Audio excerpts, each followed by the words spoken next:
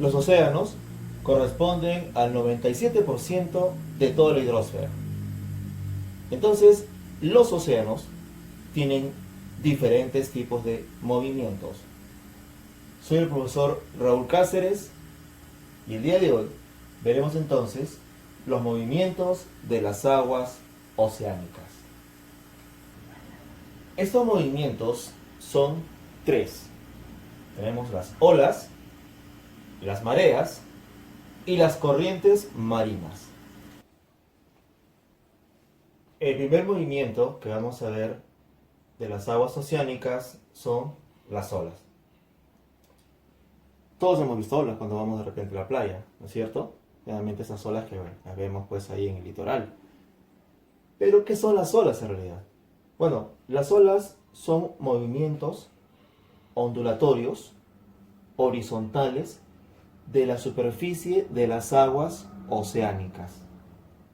Y tenemos que la causa principal de las olas es la acción de los vientos. Claro que algunas veces también vamos a tener que son olas ya de mayor tamaño debido a la actividad sísmica. Veamos entonces las partes de una ola. Como podemos observar, las olas presentan cuatro partes fundamentales, como son la cresta, el seno, ¿no?, la altura y la longitud. ¿Qué es la cresta? Bueno, la cresta, como vemos acá en el gráfico, es la parte más alta de una ola, o sea, es su cúspide, ¿no? Y cuando se acerca a la orilla, tiende a inclinarse y termina por reventar con fuerza, estrepitosamente. Ahora, si el viento es muy fuerte, si el viento es muy intenso, empujan a las crestas y comienzan a formar rollos o también denominados tubos, ¿no?, que aprisionan aire, por lo que comienzan a formar espumas. Ahora, el seno. El seno es también denominado valle, ¿ya? Es la depresión, la parte más baja entre dos olas. Tenemos la altura. La altura, bueno, es la distancia vertical que va a existir entre la cresta y el seno o valle, ¿no? La distancia vertical. Ahora, lo normal es que puedan alcanzar pues alturas de 2 a 3 metros en promedio, ¿no? Pero las alturas máximas se registran cuando ocurren los maremotos, ¿no? O sea, los tsunamis, que inclusive pueden llegar olas de hasta 30 a 50 metros de altura. Entonces, en ese momento son elementos con gran poder destructivo. La altura de las olas se va a incrementar, va a aumentar a medida que se va acercando a la orilla, pues al ir disminuyendo el fondo oceánico, las aguas entonces encuentran una mayor resistencia, o sea, golpea con esta parte, ¿no?, desde el litoral, del fondo, y origina que la ola comience a aumentar más de tamaño. O sea, viene la ola, empuja el viento y aumenta su tamaño, terminando luego por reventar. Y por último tenemos la longitud, ¿no? Viene a ser la distancia horizontal entre dos crestas. Pero esta longitud es mayor cuando es mar adentro, al fondo, ¿no? Puede llegar hasta inclusive 100 metros, ¿no?, la longitud. Y a medida que ya se va acercando al litoral, entonces la longitud de las olas disminuye.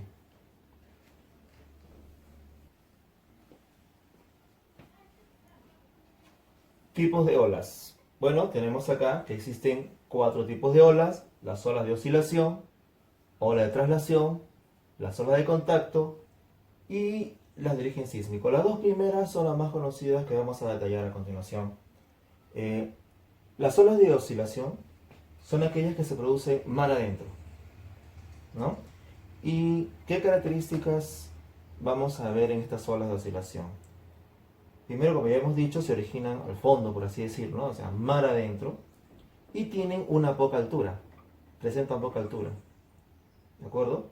Sin embargo, tienen una gran longitud. Como se producen mar adentro, tiene una mayor longitud y no trasladan agua. Obviamente, solamente el movimiento es oscilante, como un vaivén, ¿de acuerdo? Sin embargo, se desplazan a una mayor velocidad. Luego tenemos las olas de traslación, que son estas de acá, ¿de acuerdo? Las olas de traslación vienen a ser la continuación de las olas de oscilación. ¿Y qué características presenta? Vamos a ver. Primero, se van a formar cerca al litoral, ¿sí o no? O sea, cerca a la orilla, por así decir. Y ya tienen una mayor altura, ¿sí? Ya presentan una mayor altura porque al llegar a esta parte, llamado zócalo, comienza a golpear, ofrece resistencia y se eleva. Por eso tiene una mayor altitud, o sea, una mayor altura. Ahora, su longitud se va a ir acortando, ¿no? A medida que se va acercando al litoral, su longitud se acorta considerablemente. O sea, a diferencia de las olas de oscilación, las olas de oscilación tienen una mayor longitud y menor altura. Sin embargo, las olas de traslación tienen una menor longitud y mayor altura. Y se llama de traslación porque trasladan abundante agua, ¿no? O sea, el viento comienza a trasladar abundante agua al litoral. Por eso que van a tener gran poder erosivo, ¿no? Erosionan el litoral, ¿ya? Ahora, y terminan por originar, pues, la rompiente, ¿no? Que es estrepitosa. Hay que agregar acá lo siguiente, ¿no? Cuando la ola de traslación llega, entonces, por gravedad, otra vez retorna. Al retorno de la ola se le va a llamar resaca. Se llama la resaca. Entonces, esa resaca, pues, también es bastante peligrosa a los bañistas, ¿no? Para los bañistas. Hay playas acá en Lima, por ejemplo, en el litoral peruano, en el cual esa ola de traslación llega con fuerza, llega a la rompiente, pero también en el momento, de acuerdo a la forma, a la pendiente que tenga el zócalo, la resaca pues también viene a ser peligrosa puesto que arrastra, ¿no? A la gente. Tenemos las olas de contacto también. Las olas de contacto se produce cuando un río desemboca en el mar. Al momento entonces que está desembocando el río, si es caudaloso, viene una ola de traslación y se genera un contacto, ¿no es cierto? Y por último tenemos las olas de origen sísmico. A ellas también se les denomina tsunami, ¿no? Los japoneses le llamaron tsunami. Ocurre luego de que ha habido un movimiento sísmico y donde el epicentro, o sea, la mayor fuerza del golpe, se dio en los océanos, ¿ya? Y pueden alcanzar, como decía hace un momento, grandes alturas, ¿no? Desde 30 hasta 50 metros de altura y alcanzar grandes velocidades, ¿no? Que hasta 500 kilómetros por hora, por lo tanto tienen un gran poder destructivo. El segundo movimiento de las aguas oceánicas son las mareas. ¿Qué son las mareas? Bueno, son movimientos verticales que pueden ser de ascenso o descenso de la superficie del nivel de las aguas oceánicas.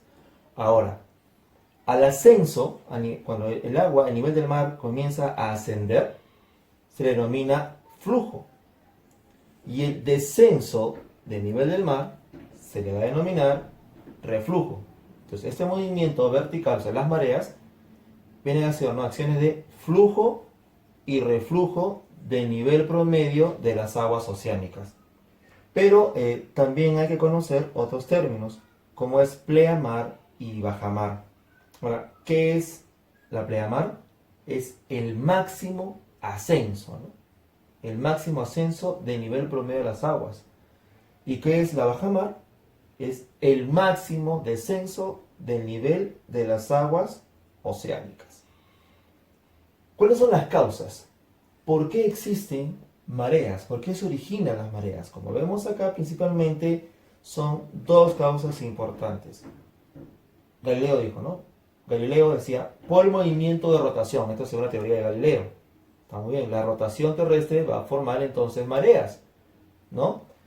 Y la otra causa fundamental viene a ser la atracción gravitacional de la Luna y el Sol, es decir, la fuerza de gravedad conjunta tanto de la Luna como del Sol. Y esto se debe entonces ¿a quién? A Isaac Newton, ¿no? Por su ley de gravitación universal. Ya sabemos lo que son las mareas, que es el flujo, reflujo, pleamar, bajamar y sus causas. A continuación vamos a ver los tipos de mareas. Van a existir dos tipos de mareas: las mareas vivas y las mareas muertas. Veamos entonces a qué se refieren estos dos tipos de mareas.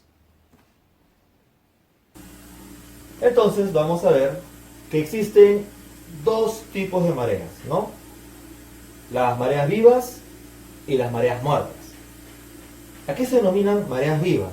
Bueno, es cuando el nivel del mar se eleva de una forma muy notoria. Es el máximo ascenso del nivel promedio de las aguas oceánicas. Para entender esa parte, para entender cómo son las mareas vivas, primero vamos a ver acá un esquema. Y te decía, ¿no?, hace un momento, que para que ocurran las mareas, sobre todo, es la acción gravitacional del Sol y la Luna.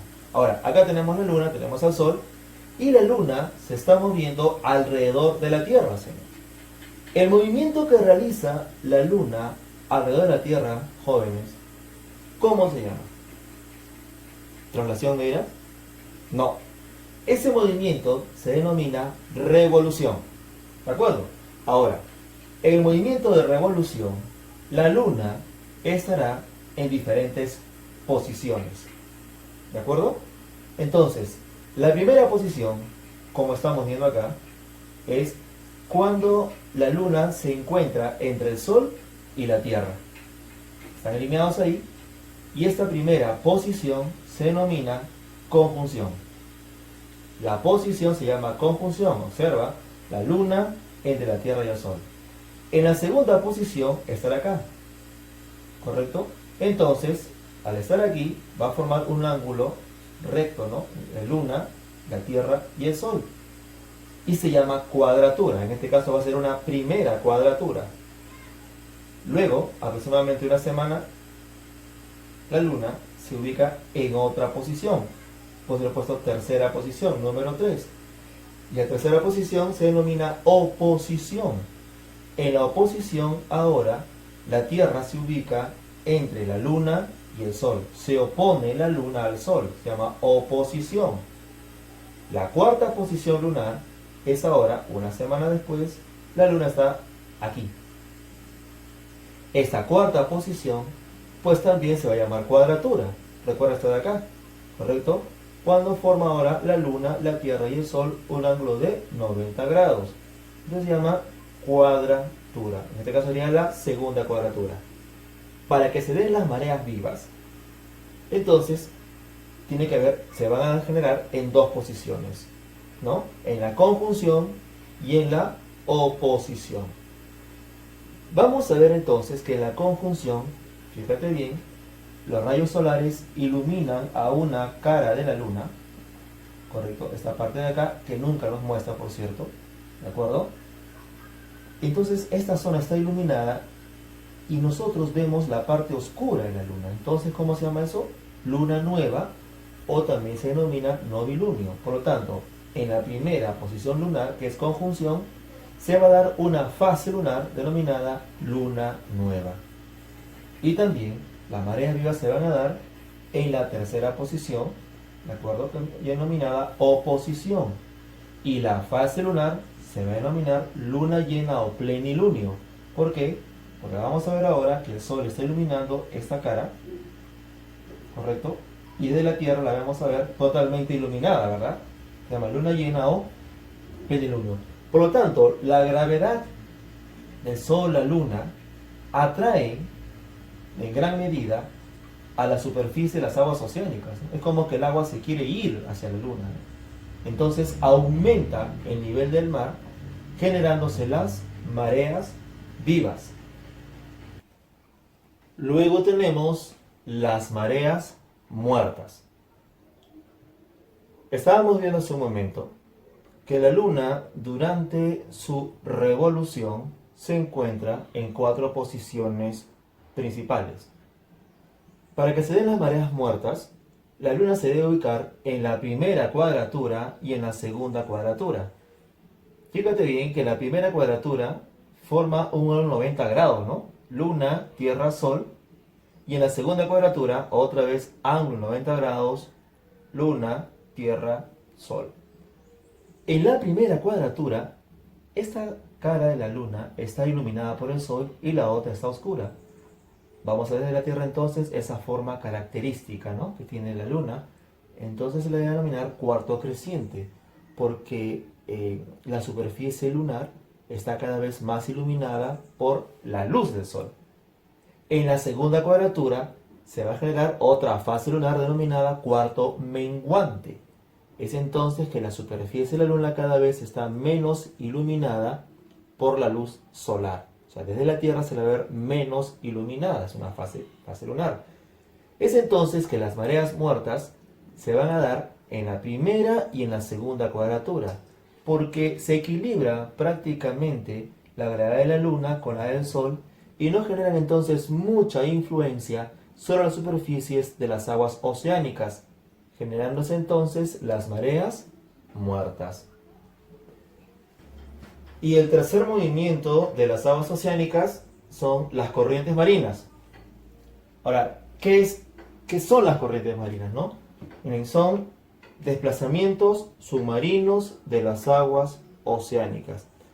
Significa que nosotros podemos de repente ver, divisar las olas, podemos ver de repente cuando aumenta el nivel del mar, las mareas, pero las corrientes marinas difícilmente vamos a poder verlas. ¿Por qué? Porque son movimientos submarinos, ¿no?, de las aguas oceánicas. Es como si fuesen ríos submarinos, ¿no?, que se desplazan a diferentes profundidades. Ahora, ¿cuáles son las causas, ¿no?, por las que se originan las corrientes marinas?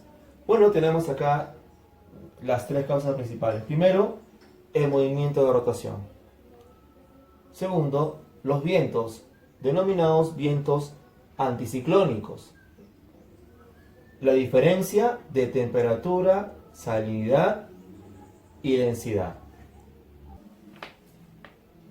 En cuanto a la clasificación de las corrientes marinas, existen varios criterios, ¿no? Por ejemplo, puede ser en función al tiempo, que pueden ser periódicas o estacionales, ¿no? O también permanentes, en función a la posición geográfica, es decir, dónde se encuentren, ¿no? Puede ser costaneras u oceánicas, según las causas que las generen. Pueden ser las mareas, las olas, los vientos, ¿no es cierto? Por su ubicación, podemos encontrar corrientes marinas que pueden ser superficiales o profundas, pero tal vez la más conocida es la clasificación según su temperatura. En el caso del Perú, esa es la que más nos influye, por ejemplo, nosotros, ¿no?, en el mar peruano. Como tenemos las corrientes de aguas frías y las corrientes de aguas cálidas. Miren, las corrientes de aguas frías son aquellas que provienen de zonas de alta latitud, ¿de acuerdo? O sea, lejanas, en otras palabras, lejanas al ecuador terrestre. Entonces transportan aguas de bajas temperaturas. Y las corrientes de aguas cálidas son aquellas que provienen de zonas de baja latitud, es decir, zonas muy cercanas al ecuador terrestre, ¿sí? Entonces van a transportar, por lo tanto, aguas cálidas. En el caso del Perú, encontramos 2 corrientes marinas importantes, ¿no? Una corriente de aguas frías, ¿cuál viene a ser? La corriente peruana, o también llamada antes la corriente de Humboldt. Mientras que la corriente de aguas cálidas tenemos la corriente de El Niño. Existen muchas corrientes marinas a nivel mundial, ¿no? Y influyen muchísimo en los climas, influyen muchísimo de repente en la economía también de estas ciudades, las ciudades del mundo. Y tal vez la corriente más conocida o más famosa es la corriente del Gulf Stream también. Aparte que la corriente del Niño, en el caso peruano, genera también bastantes cambios climatológicos y económicos. Muchas gracias por su atención y nos vemos en el siguiente tema.